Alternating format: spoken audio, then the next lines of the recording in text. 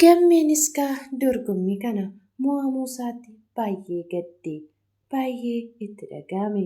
Gumiinis akkas jedheen ani duraanuu sitti himee jira akka hin mo'amne sammuu maaliitiin mo'amta akka puulii taphachuu miti bara kuni dorgommiidha. Ani koo puuliidhaan si mo'een ture kanaan dura waanuma puulii haasofta dhagaa walitti rukutanii boolla gatuu miti bara kuni. Waa'ee sammuuti. Sammuu barbaachisa. Ati mooyyuu isa hin qabdu kaa jechuun gumiin gammee aarse. Gammeenis baay'ee itti dhaga'ame. Ati puulii si moo'ee jettee taasoftaa isa kanaan dura darbe. Mee namoota biraa gaafadhu yeroo darbe dorgommiin kun akkam ture mootee miti jedhu malee yeroo darbe puulii taphattee mo'amte miti jedhanii siif hin deebisanii. Mee fakkeenyaaf amma hiree gaafadhu waan isheen jettee dorgommiin akkam ture yoo jetteen gumiitu mo'ee siin jette malee gumiin kanaan dura puulii mo'amee jira siin hin jettu akkasuma jechuudha. Nageenyi koo bakka jirtanitti isiniif haa ta'u hordoftoota koo akkam jirtu nagaa keessanii egaa har'amoo diraamaa jaalatamaa fi kabajamoo diraamaa hiree diraamaa jaalalaa inni hiree jaalalaa jedhame baay'ee kan jaalannu baay'ee illee barumsa kan irraa barannu kan irraa baratan isinillee isinii qabadhee dhufee jira. Viidiyoo kana amma dhumaatti akka daawwattan jaalalaaf kabajaan isin affeereera akkasumallee laayik sabskiraayib gochuu hin dagatinaa maatii ta'a warri maatii hin taane immoo maatii ta'a warri maatii taatan immoo laayikii yaada keessan komentii jalatti akkasumallee sheer godhaa yoo isinitti tole isiniin jedha. Kanaafuu amma mo'attee maal haa ta'uu barbaaddere qalbii ishee mo'achuuf wanta ati hin goone hin jiru. Hanga ammaatti illee qalbii ishee hin mo'anne jetteetiire. Isallee qalbii isheellee yoomillee hin mo'atu. Bara kee guutuu akkasumatti hawaa hafta malee jedhee gammeenis gumiinis isammoo walumaan ilaalla. Maalumaafuu akka mo'amte hiriyoottan keettittis himi. Sababni isaas dorgommii akkanaa akka inni dorgomneef ati lammata hin dorgomiin akkasumaan dhamaatee of aarsita malee jedhee gammeenis itti of jajigaa. Gumiinis baay'ee aara keessa galee jaalallee isaatti bilbilatee biiftuu eessa jirta si arguun barbaada miira gaarii keessa hin jiru kanaafuu osoo wal arginee natti tolaa jechuun bilbilee isheenis tolee nan dhufaa jette. Gumiinis gammeen mo'amuu isaatti baay'ee gammade duraan yoo ati mo'achuullee baatte ani mo'achuun qaba anaaf waynatti wani mo'achuu qabna. Gammeen mo'annaan natti hin tolu. Kanaafuu ati ani mo'achuun qaba. Akkuma jedhee ofiisaa mo'ate. Amma immoo baay'ee gammade gammee aaree inni mo'achuu isaatti. Egaa hiree fuulduratti akka hireedhaan jaalatamuuf gammachuun itti dhaga'ame. Innis akkana jedheen hireedhaan gammeen aaruu isaatti baay'een gammada. Dorgommii kana mo'ame. Isheenis akkas jetteen lakkii dhiisi. Isa aarsuun kee isa mufachiisuun kee anaan natti hin tolu. Kanaafuu dhiisi. Lammata akka isa aarsitu hin barbaadu jetteen. Innis akkas jedheen abjuu keessaa maal akka namatti tolu beektaa? Wanta guyyaa argatan abjuudhaan arguu jedhan. Kanaafuu maal jechuu barbaadde tiree kana mammaaktee jetteen deebiste hireenis. Innis tarii yoo si argachuu wannan hin dandeenyeef kanumaan illee isa aarsaa jedheetanii na argachuuf dhiisuu kee isa maal mirkaneessitee ani wayinan kee wayin kan isaa ta'uu kee maal hin beektetti akkas jette. Kuni yaada akkasii yaaduu hin qabdu. Kan boruu wanti beeknu tokko hin jiru. Rabbitu beeka. Garuu waa'ee koo irratti akka wal loltan wayinis akka wal aarsitan hin barbaadu. Namoonni waa'ee koo irratti akka wal aarsu wayinis akka walitti mufatu hin barbaadu. Ani jaalalaaf tasgabbii namaaf ta'uun barbaada malee nama walitti naquu hin barbaadu. Gumiinis gammeedhaan akkana jedheen ati nama addaatii bar ati nama addaa. Namni hundinuu jaalalaa fi walii galteen maal akka ta'e sirraa barachuu qaba. Kanaafuu ati yaadni kee yaada gaariidha. Namoota walii galchiisuu jaalalaan namatti siqu malee namni akka walitti bu'an hin barbaaddu. Gumiinis wanta namni irraa baratu hunda maranii qabdaa jedheen. Gumii akkan saalfadhu maaliif na goota jetteen harka ishee qabee wantoonni nani jechaa jiru kun wantoonni nani sitti himaa jiru kun dhuguma sobaa miti jedheen. Hireenis waa'ee giiftii gammeetti himte. Giiftiin akka nama gaddisiistu argite baay'ee na gaddisiisti. Obboleettii ishee dhabuu isheetti jetteen nama gaddisiisti. Ani garuu waa'ee Dooktor Eebbaa kana oduun haloo ba'eeyoo jette akkam gootee haloo baata maal gochuu barbaaddeeti?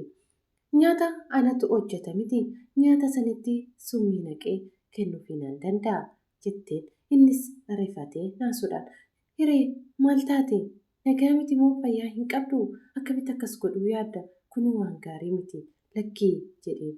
Oduu ati godhinaan jetteeyyuu humna kamiinan akkas godha jechuumaafan jedhe malee akkasan godha jechuu koo miti osoo jechuu fanani jetteen. Gammeenis waa'ee barumsaa fakkeenya tokko tokko itti hime.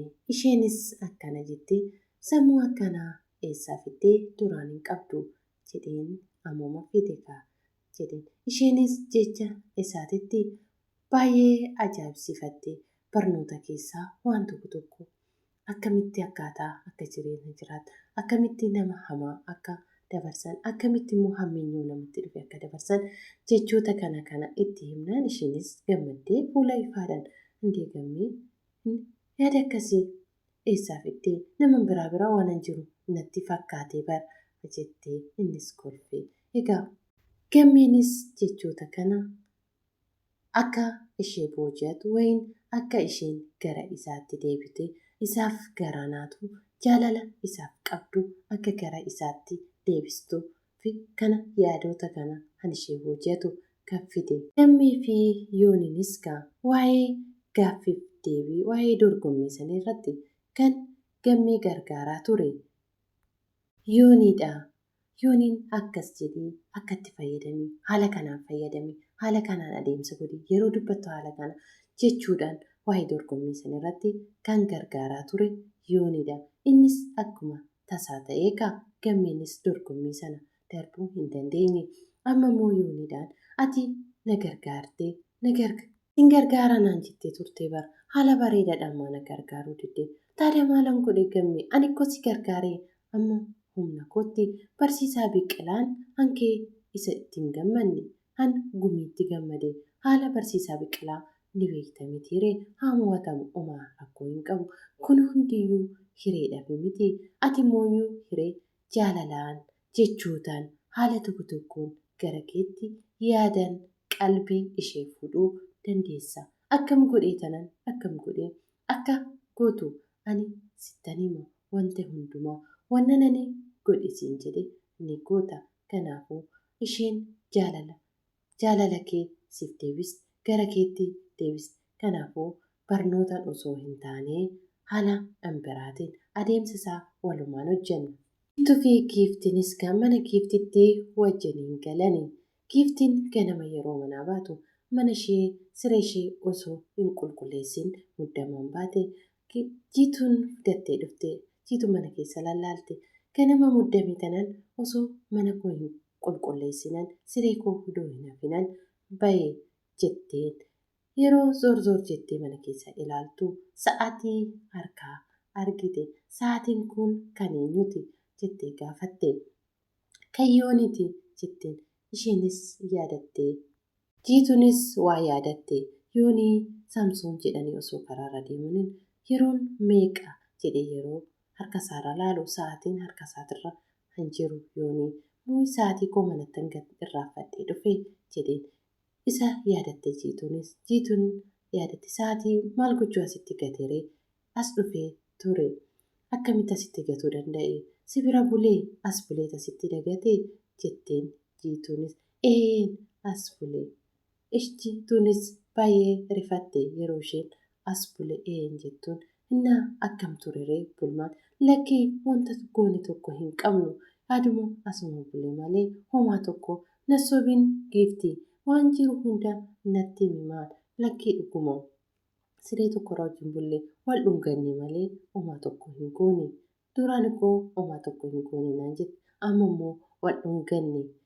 kan biraa hoo natti himika kan biraa wanni goone tokko hin jiru jiituun haaduutu lakkii ani maafaan du'a ati hillim jedhi malee jetteen isheen kakannan lakkii wanta goone tokko hin qabnu waluma dhunganne abeet jaalalasaa abeet dunguusaa abeet odoo jettee itti mommoggaastuu yooniin jaalalanne naaf qabu ani akka yooniin isa jaaladhu godhee yooniin nama gaariidha gaarummaan isaa ana hankana hin jedhanne jetteen giiftinis jiituun kaa duraan yooniin jaalallee ishee ture waan ta'eef baay'ee aartee inaaftee akka irratti hin beekamnetti ilkaanumaan kokkolfitee bira dabarte egaa jaalalleen ishee yooniin duraan ishee jaalata ture isheenis dhiistee nama biraa jaalatte amma garuu yeroonni giiftii jaalatu inaaffaan ishee kukkufuu qabe.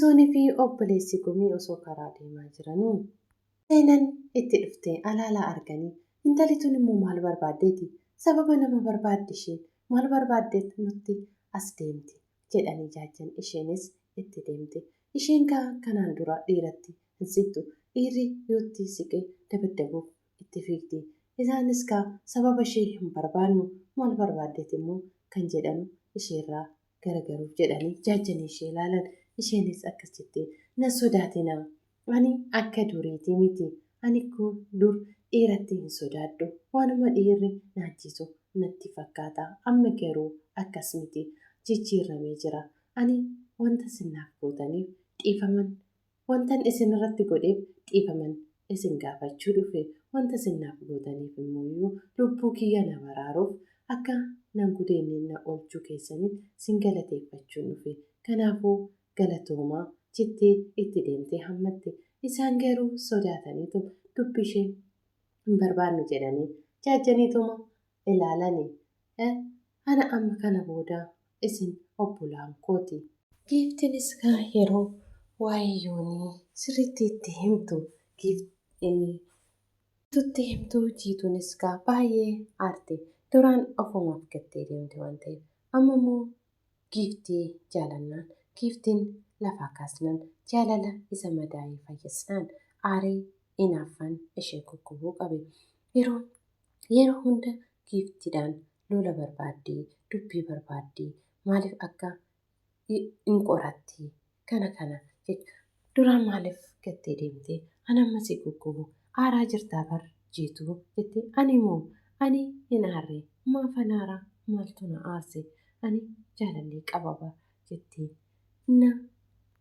diraamaan hiree jaalalaa har'aaf kanuma irratti xumura mee yaada qabdan diraamaa kanarratti waa'ee jaalallee jiituun jaalallee yoonii turte yoonii osoo ishee jaalattu osoo ishee dhabbuu gattee deemte amma immoo yeroo inni nama biraa jaalatte yeroo inni namni biraa isa kaasuu jaalalaan isa boojuu jaalala isa inaaffaan ishee guggubee giiftii loluu barbaadde yeroo hunda giiftii qoratti maal asii godhaa maalitaa jechuudha.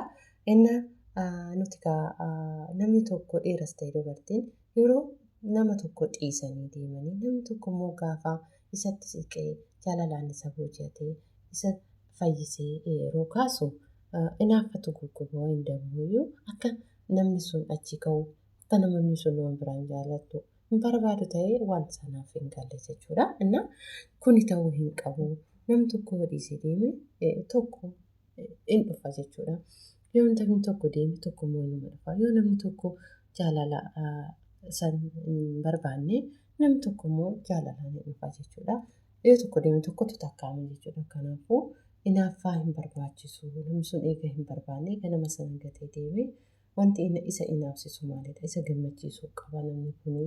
Anaan jaalachaa ture jaalala kiyyaa miidhamaa ture immoo nama isa jaalatu argate jennee yaada gaarii yaaduu qabna nama saniif gammaduu qabna jechuudha malee aaruu wayiin inaafuu wayiinis immoo erga namni sun jireenya mataa isaa jiraate isa jeequu hin qabu ta'uu hin qabu jedha akka biyyatti. Isin yaada keessan komentii jalatti naa barreessaa.